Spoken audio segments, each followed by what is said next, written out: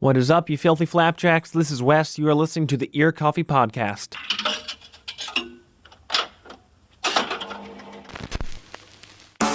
The Ear Coffee Podcast is a companion to the blog of the same name.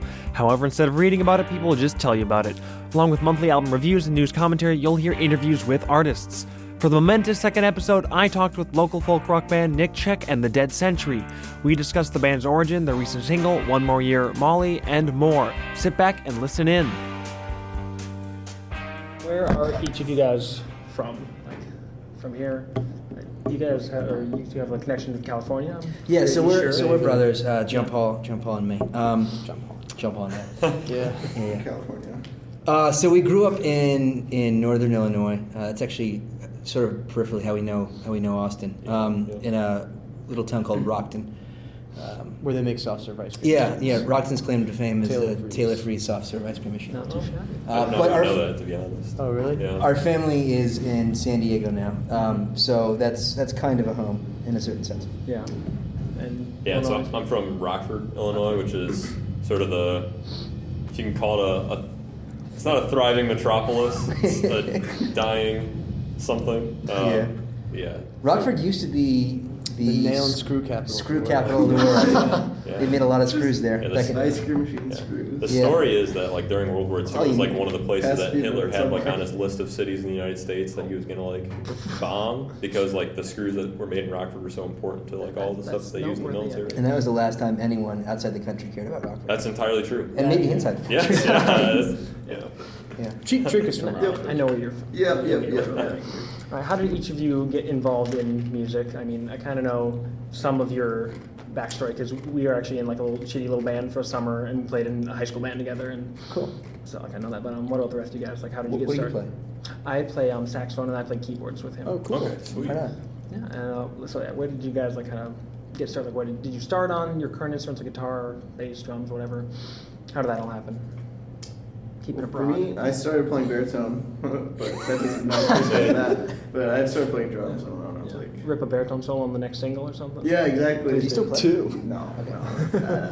But I started playing drums 8 years ago, probably, and I just liked it. I just always wanted to be in a band, and so these guys asked me to be in their band, and I was like, yeah, I want to do it. Yes. And he's regretted it ever since. Yeah. Yeah, so I have sort of a similar story in my how I came to playing rock music. I guess I started out playing saxophone in grade school. Nice. And did that all through high school as well. And then in 8th grade I started playing the guitar, and have been doing that ever since. There's I guess a long, overly complicated story as to how I met John Paul and Nick, or I guess met them again. Yeah. Re-met. Yeah, that's not a word, but yeah. I started playing guitar because Nick was in India for 3 months and his guitar was at home. And so I was folding laundry, which is kind of a rare occurrence, and I was also listening to music, and I was listening to Damn It by Blink-182, and it's got that cool opening riff. And so I knew what tabs were because Nick played guitar, and so I just looked up the tabs, and it took me a month to figure out how to do it, which is pretty embarrassing. But yeah, that's pretty much it, I guess. Did you ever learn? What? No. To this day, can't play Damn It. I picked up guitar, I guess it was the end of 8th grade, freshman year of high school, sort of between that summer. It was, we had that old Silvertone, which we still have. It's a terrible guitar, but it's a lot of fun to play. It's just an old acoustic that my mom got my dad thinking that he never learned to play it. And he did for a bit, and then he taught me 4 chords and kind of went from there. Yeah, nice. What led you to kind of change that into something other more than just something you do for fun? What made you want to actually write, start writing songs, start recording them even? Because obviously you're the titular man of the band. Yeah. Songwriting. I don't know. Our family has always been somewhat musical, not necessarily professionally musical or even competently musical. But, That's for damn sure. but singing stupid songs and coming up with stupid songs and things like that was always something that we did, and we listened to a lot of music. And so I guess just kind of wanting to keep doing that in a slightly bigger and more sophisticated way. I don't know. I like writing stories, and I liked reading, and it seemed like sort of the next, step in that progression. Stuff, yeah.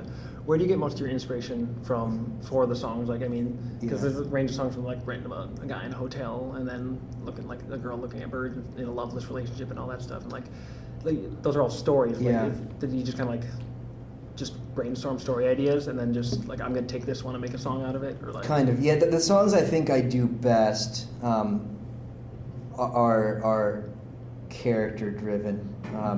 I never have found success in writing about anything personal.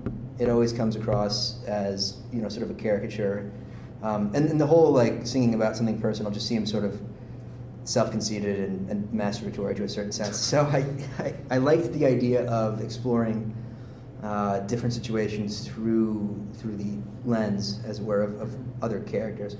If I've had any success at songwriting, it's been working through different characters. Okay, nice.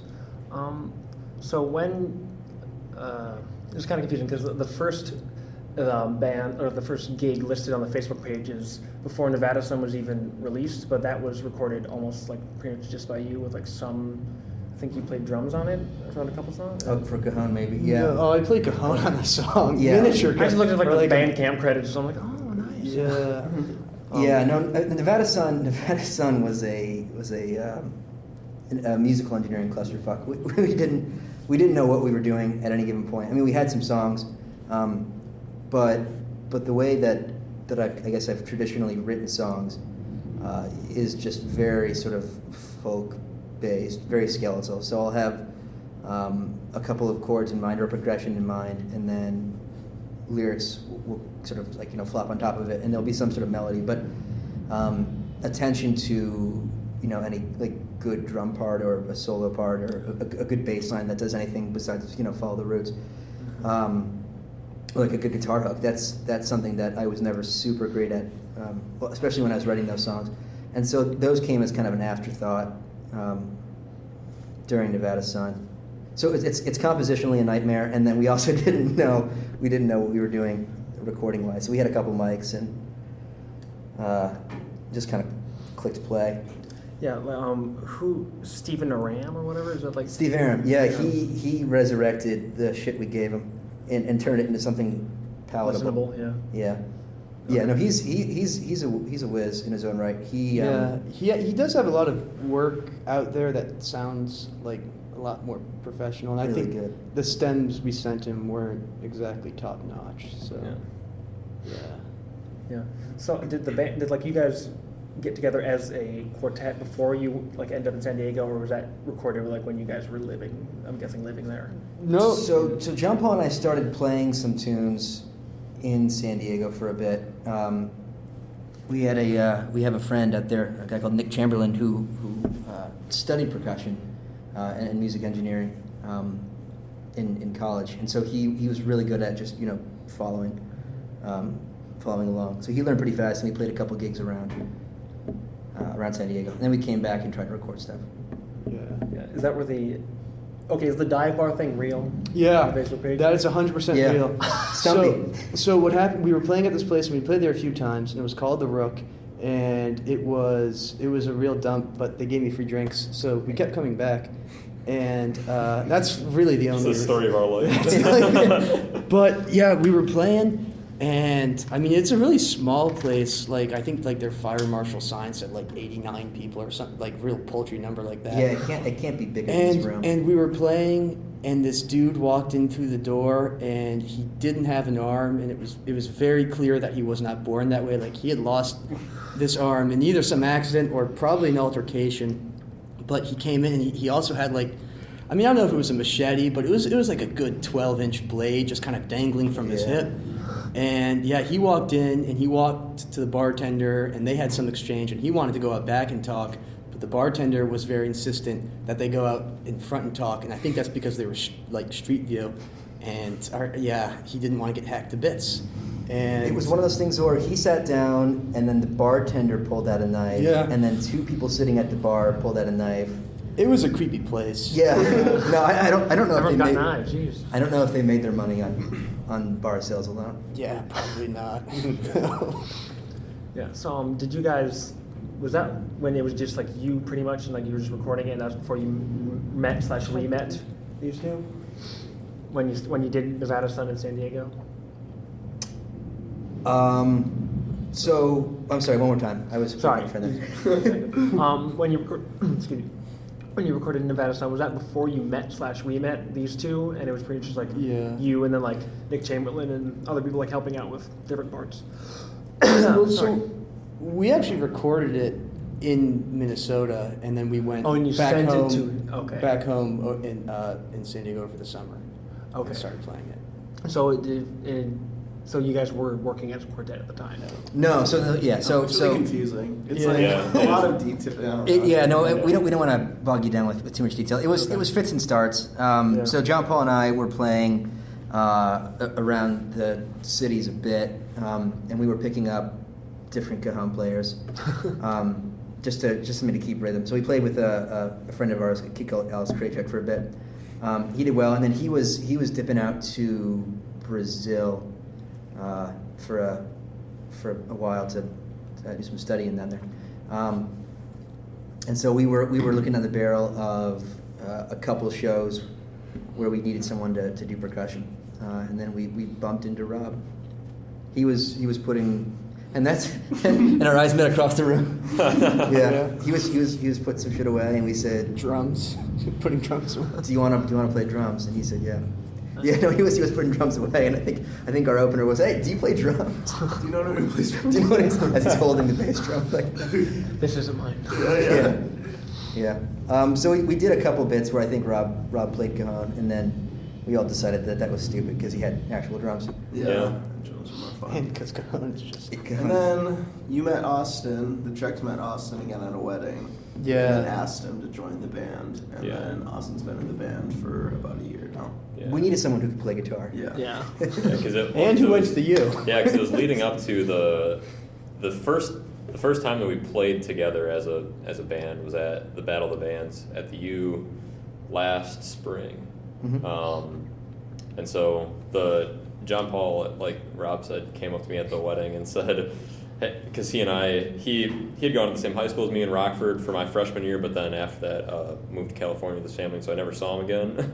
And we'd played soccer in the fall, but I didn't know him real well, and I ran into him at the wedding. He's like, "Hey, are you still playing guitar?" I was like, "Yeah." He's like, "Well, me and my brother are in this band. There's a Battle of the Bands at the U coming up, and we want to play in it, but none of us go to the U. But you go to the U, and so would you want to play with us?" And I was like, "Yeah, like that sounds like it'd be fun." So we got together and just started playing a little bit. And I don't know that any of us really like had ambitions of like it being a whole lot more than that. At least I didn't really see it as much more than that like initially. But then after the show, like it was just a blast, like playing with the guys. And I think John Paul or Nick came up to me after the show and said like, "Hey, is this something that you want to do like down the road, like long term?" I was like, "Yeah, this is fun." So it just sort of picked off from there. So did the three of you all go to St. Thomas then? Mm-hmm. Yeah, I did go. Oh, you graduated. Okay. Yeah. And then you got a bit of commute. Yeah, Yeah, not too bad. yeah. Practices are fun. Yeah. So how did the live shows kind of change? You guys got more familiar, like once you kind of became a solid member after the first Battle of the Bands, Yeah, so if even at all. Yeah, that first show was weird because I was playing acoustic. Me and Nick were both playing acoustic guitar at the time. Nick sort of in, I guess, like a quasi-acoustic thing, or like running it through an amp and a pedal board. And so like initially, and this is something we're still figuring out right now, like we didn't really know how to play together as two guitar players, or like how the parts would look like for that, particularly for a lot of the songs we played in that first show. And so over time we've been sort of finding our space in the sound of the band as far as like what our different roles are. A lot at the beginning was just like screwing around and having fun. Yeah, because like all the 100%. places we were playing were really crappy, like empty, like Yeah. just like Yeah. crappy bars and Bars, stuff. yeah. And so we were just like having fun and stuff. Yeah. But now we're definitely like figuring out what Trying to we take a want to serious sound look at like. it. Yeah.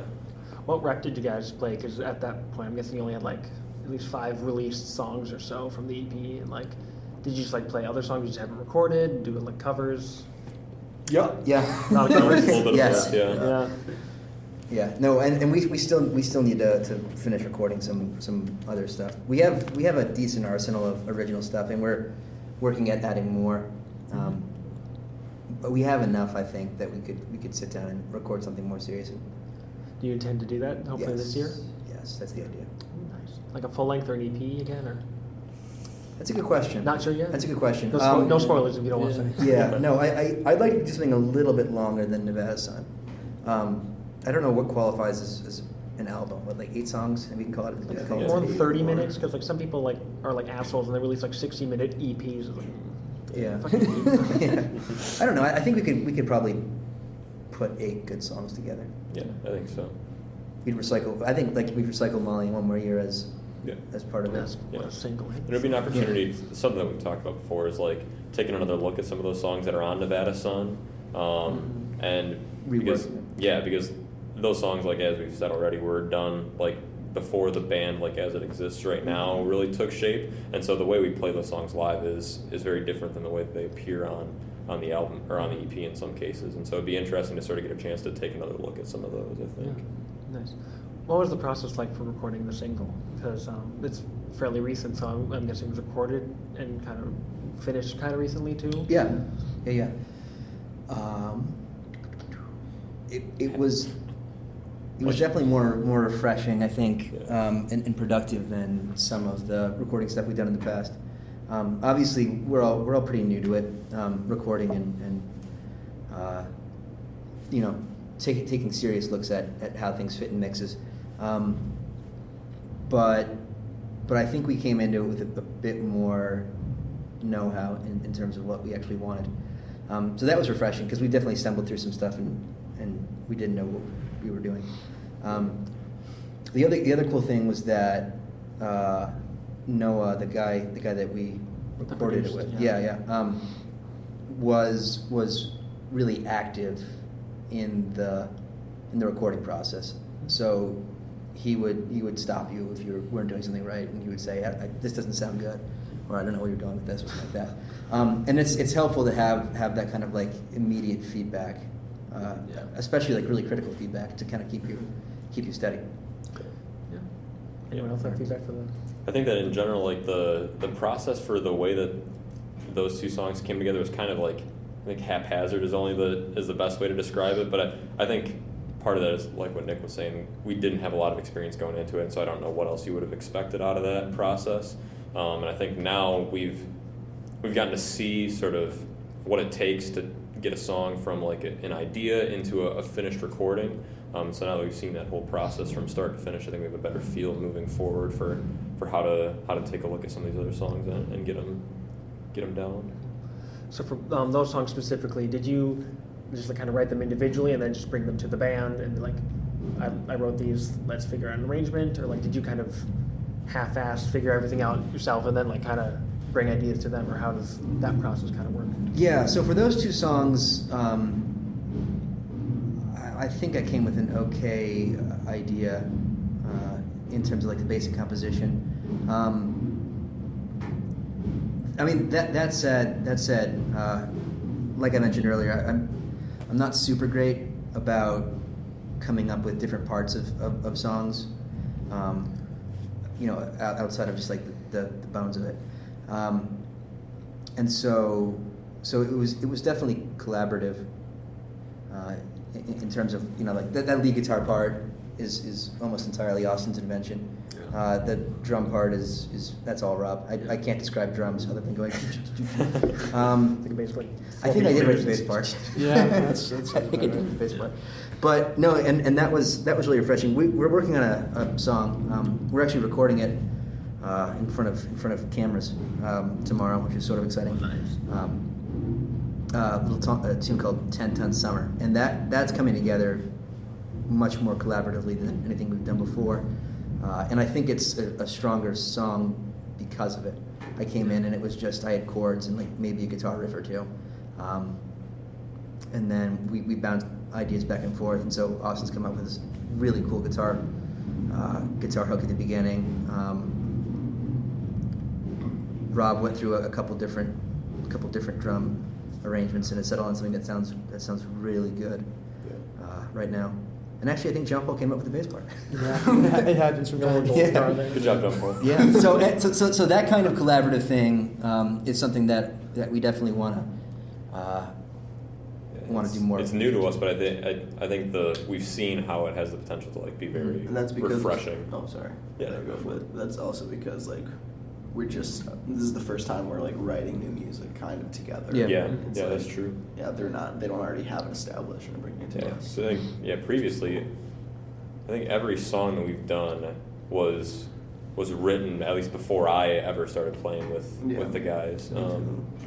And so it's been more of a learning process secondhand for me, as opposed to like the song is sort of in the process of being created, and there are opportunities for us to sort of all throw in our 2 cents on it, I guess. What would you say influenced the sound of kind of your stuff? Because I know, at least in my opinion, I feel like One More Year kind of has like a Warren Juggs influence, and Joe described Nevada Song as catchy Bruce Springsteen, whatever the hell that means. What do you guys listen to and then kind of like, okay, that I'd like to make something that sounds like that, or do you just kind of not disconnect from that and try and create something at least more, not, I don't want to say more original, because that makes it sound like having influences is bad, but it's not, but you kind of get what I'm saying? Yeah, no, I suppose I can't speak to everyone else's influences in quite the same way. Lyrically, if I could compare to Bruce Springsteen, I'm happy with that. Yeah. I think Ghost of Tom Joad is in my top 5 albums ever written. It's just extraordinary, and that sort of stripped down storytelling is something that I really strive for in terms of just the structure of a song. Past that, I don't know if there's any one sound I'm really going for. I like some of the stuff that Ryan Adams has done over his career. Yeah. Especially some of the newer stuff where there's a lot of space. It's very sort of atmospheric, sort of loud, punchy guitars. I think that's pretty cool. Big fans in terms of energy, and this I guess translates into live stuff more than it would with recording. But that sort of really choppy guitar style that Paul Westerberg has in some Replacements albums. That really speaks to me, because I never learned to play guitar super well. I'm not technically proficient, but I like the idea of just attacking your guitar with a pick until it kind of makes a noisy whine. Yeah. So I guess that's. Yeah, I think we all just draw inspiration from different places, and it all comes together. I don't know, to create. Something cool. I don't really know what I expect with that question. Yeah, because I think the interesting thing is at least for me, if I were to try to describe the style of music that most resonates with me as far as my musical background goes, it's not really the kind of stuff we do with the band, honestly. The stuff we do with the band is more of it sounds sort of, I guess, silly to describe it this way, but it's sort of an indie alternative blues kind of thing, which I really enjoy listening to, but it's definitely not my favorite genre. And so it's been interesting to me to see how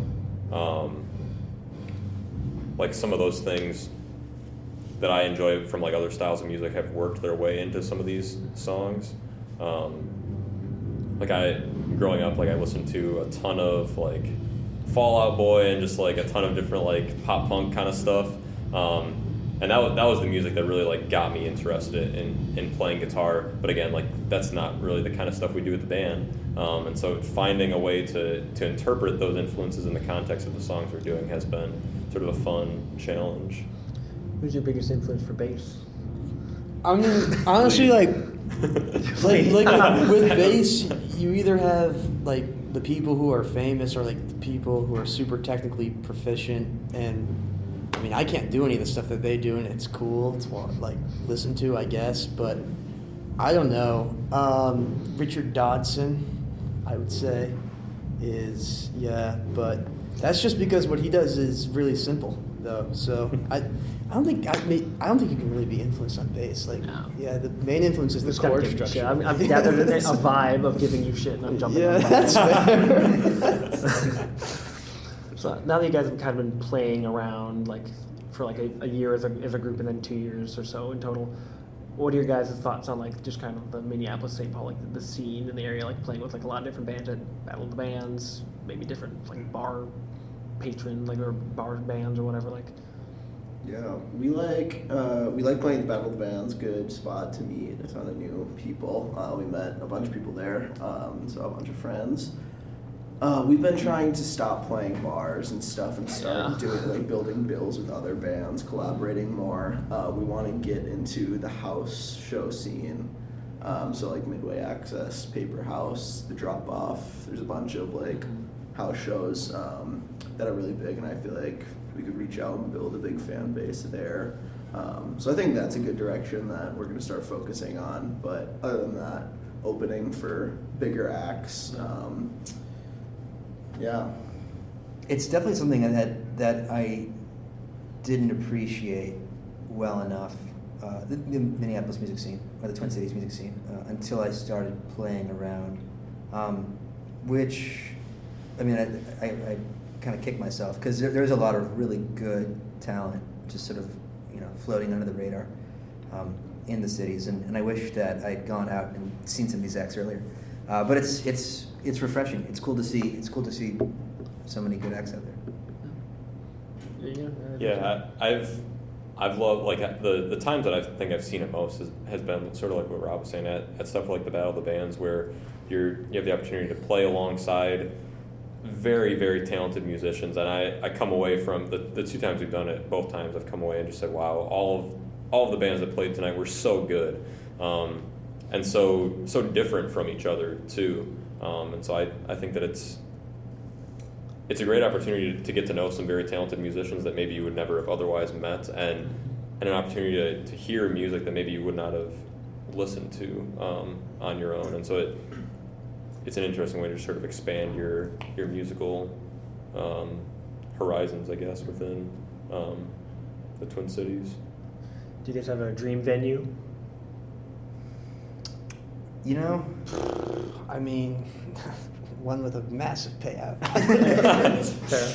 A lot of people too. The Varsity Theater is really cool, and that just opened up again. That'd be cool. Yeah. And Awesome bathrooms. That's good. Yeah, the bathrooms there. Best Well, Best bathrooms in the U.S. Yeah. Yeah, I don't know. Any venue where you can hear yourself is always nice. Yeah, I feel like next steps. We were talking to the dude from Turf Club, and he seems Ooh, nice. Yeah. kind Turf Club of would be good. interested on throwing us on. That's a got bill. like the bar aesthetic without like the kind of crappy bar. Yeah, Yeah. like there at the entry somewhere around that, like Yeah. Triple Rock would have been 150, cool. 200 We love the capacity. entry, Yeah. Okay, kind of just like a fun final question. Like, what's one album or like song you guys have kind of really been enjoying like lately? Just kind of for fun. Let's see. Check Spotify. I can't not do that. I think something that for me was actually that I was listening to a lot of as we were doing recording stuff for Molly and One More Year, and that was on my mind as I was trying to write some of these guitar parts was the new Manchester Orchestra album with Black Bible Surface. Yep. Yeah. With like the gold in particular is That's such a good song. I love That's that a cool song, tune. Yeah. and that sound I think really can is a kinda big hear that, part yeah. is a big part of what I was trying to emulate in some of those guitar parts, just like spacey but not with a little bit of dirt underneath it, so it had this sort of like edge to it. And so that, like I said, that was something that right now was very much influential in the way that I was thinking about about those songs. I've been listening to Alex Leahy. She is like an indie Really? pop Yeah, artist. from Australia. Yeah, she's so So good. good. She's so Yeah. good. And also Theo Katzman. He's like the guitar player from Wolfpack. or yeah, Wolfpack. Wolfpack. Yeah. Yeah, he's coming to the entry, guys, on the 8th. Oh, really? Is he? I'm going. So. Sweet. Yeah, it's Oh, gonna be nice. him and Corey Wong. He's Corey also Wong. good. He's coming to the Turf Club too eventually. Oh, no, Turf Club. Yeah, that's Yeah. right. Yeah, that's It's where like he's it's going. weird that he played both those. Yeah, I know. Back to but- back, just yeah. Yeah, I'm going to that. Yeah, no, he's too. sick. in terms of newish releases, I was really taken with Jason Isbell's latest effort. I guess that's like a year old now. The song "If We Were Vampires" Yeah. off of that. My dad told me I need to listen to that. I haven't had a chance. It's an to extraordinary yet, album. It really is. good. Okay. Past that, I've been. I guess that this is one of the pitfalls of Spotify is that you don't commit to albums as much as you would, I suppose.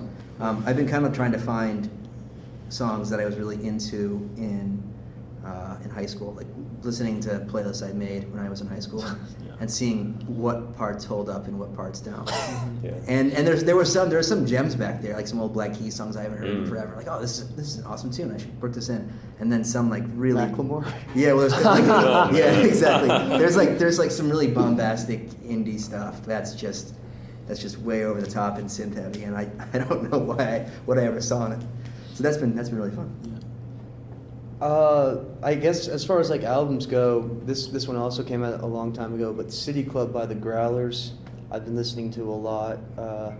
A lot. Because, Nick, much to Nick's Can dismay. attest to that. But, I haven't really gotten sick of it yet, and I don't know, I think that album's a good example of a band which changes their sound a little bit, but, like, not too drastically, so it's new, but it still keeps a lot of the stuff that made them good around. And then also Dead Man Winter came out with an EP, like a few months ago at this point, and it's got one song on it which is kind of spacey, and I don't really get, but the rest of it's really good, in my opinion. I'm pretty sure Joe really loves Dead Man Winter. Like he wants to like freaking meet the guy and like give him a kiss or something. Yeah, he's written a lot of good stuff. Yeah. And okay, just kind of one more thing. You guys have a show in like a couple of days, like next week, the 9th, I think it is. Yeah, that sounds right. Yeah, Cadence, right? We'll take your word for it. Yeah. It was really great to talk to the band and hear about their process, their influences, and more. The band is playing a show this coming Friday on March 9th at Cadence Records and Coffee in St. Paul. 12 Hour Day and 12th Avenue will also be playing. Tickets are only $6. Make sure to check out the Dead Centuries music on Spotify and Bandcamp and drop a like on their Facebook page. Thanks for listening, and make sure to tune in next time.